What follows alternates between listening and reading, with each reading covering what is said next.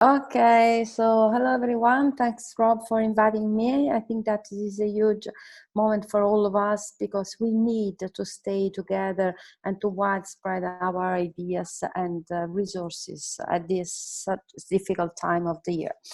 I want to start with the quotation from a book, Teaching in a Digital Age, because I think that Tony Bates giving it for free online gave us a great opportunity because it offers teachers and instructors a lot of ideas for designing teaching and learning, and this helps students to develop their knowledge and skills they need in a digital age, which is so difficult for most of us. And it is not only a book that it is about IT skills, but it is about thinking and attitudes to learning. That is what we need at the moment. And I also like this graphic representation of the role, difficult role of the teacher nowadays, because I think that we are facing such a different situation through this teaching distance, teaching at distance, and because we have to consider so many aspects of our context. So we have, first of all, to consider our learners' characteristics. We have students that have different backgrounds, and this can be increased when they are online, not only because they have different equipments and different devices, but they have different styles of learning. And we have to consider the content that we are offering to these students. We have to prepare it in advance, trying to find different solution channels, e-learning platforms, and also because we are English language teachers, and we need to consider that they have to develop the 5 different abilities. And then so we have also to promote soft skills such as thinking, critical thinking, and behaving in different heterogeneous groups.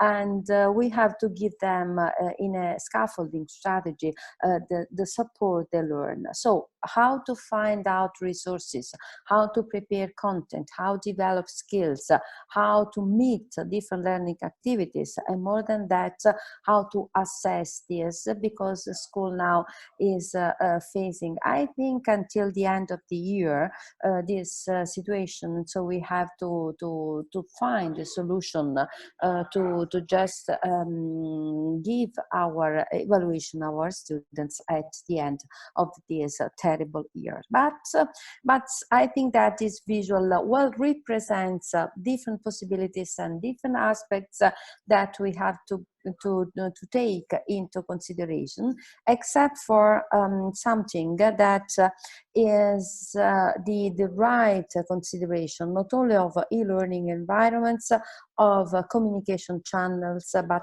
not they have to be chosen correctly according to what I said before: learning needs, learning requirements, learning prerequisites, and so on. But we also have to enhance situations or moments of interaction with our students. What they need at this time of the year is social and emotional interactions. So it is not only a matter of giving a distance learning, but I think that it is our job to behave as educators. And to do that, we need to establish situations and moments. Learning, I don't say spaces, but places. And the difference in these two terms, between these two terms, is in the fact that while a space is just a physical environment, we have to create relationship with them. And to do that, a place where relationships and interaction, collaboration, cooperation, communication start and go on every day. So what is important is the context of reference to set any kind of activity online. Then we can select the best learning environment, the best communication tools. We can prepare contents according to students' need and to the students' competencies. We can exploit so many creativity tools and software to plan and to design our e-learning courses. But more than this, we have to be very careful, because this is the only moment that we can be with our students and help them to think that it is a situation that is near to any normal situation. So first of all, I say that we can have learning activities and e-learning places. More than this, I could talk about Moodle, Wakelet, whatever we can talk, but I think that the only right place is where we can have interaction with our students.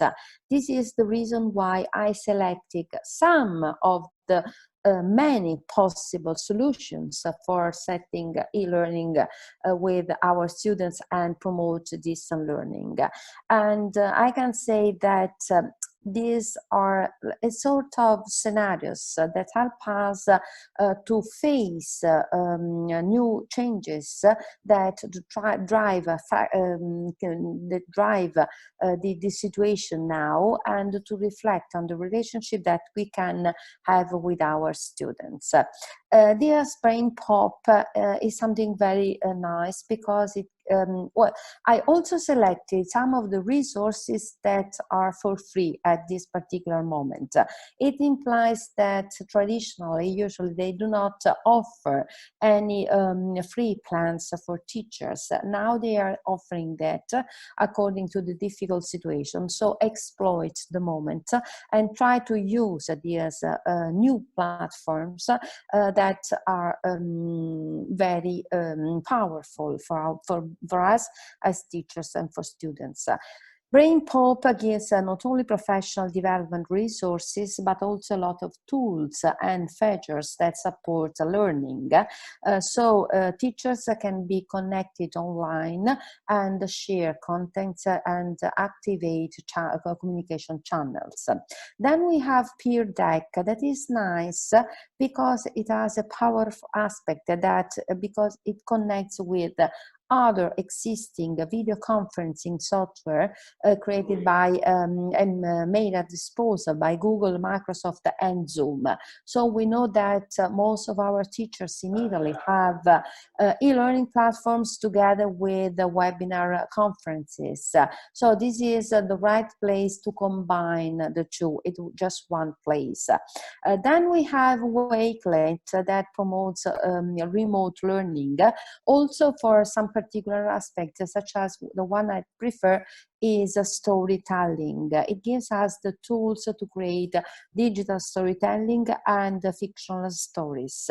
Then also Bouncy that enhances creation through remote learning, and students can share their presentations and their representation of content. They can be graded and according to the different levels, and this is also very important because we can have an only platform for everyone, but we have considered to consider the different situation of our students. And it is also what Mobido does, because it is a sort of adaptive programs and personalized learning. So it is wonderful for our special educational needs students when we want to set up new programs for them.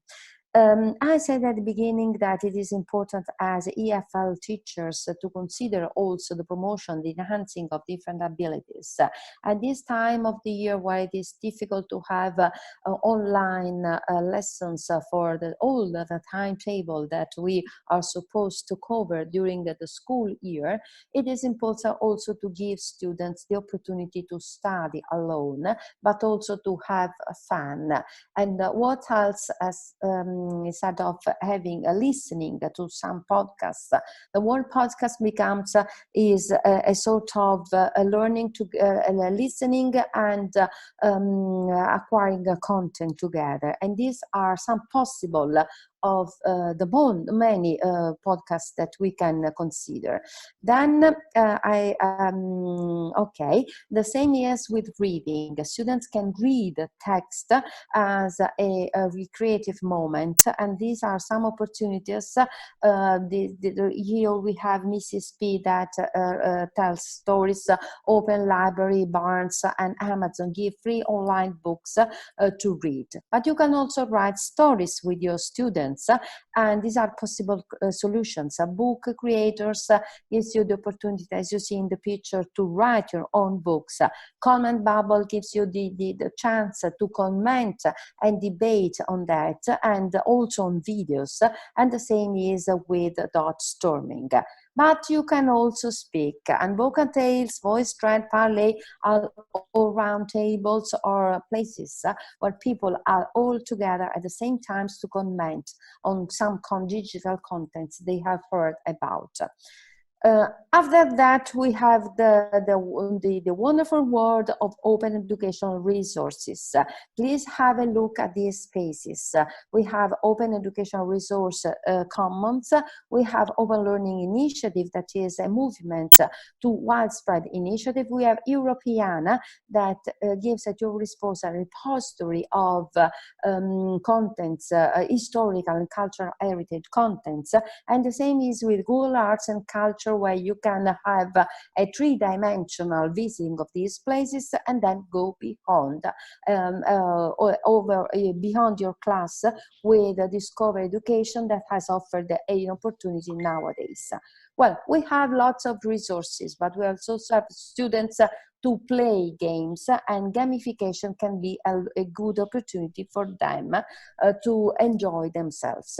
Last but not least, we can to create this time of the year a learning community, both for teachers and both for students.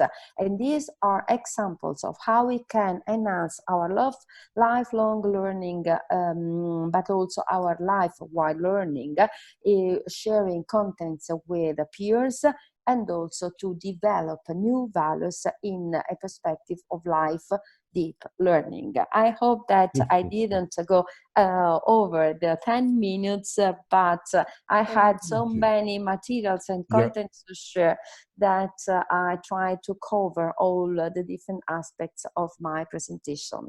Thank you, Rob, for giving me this opportunity. Thank you.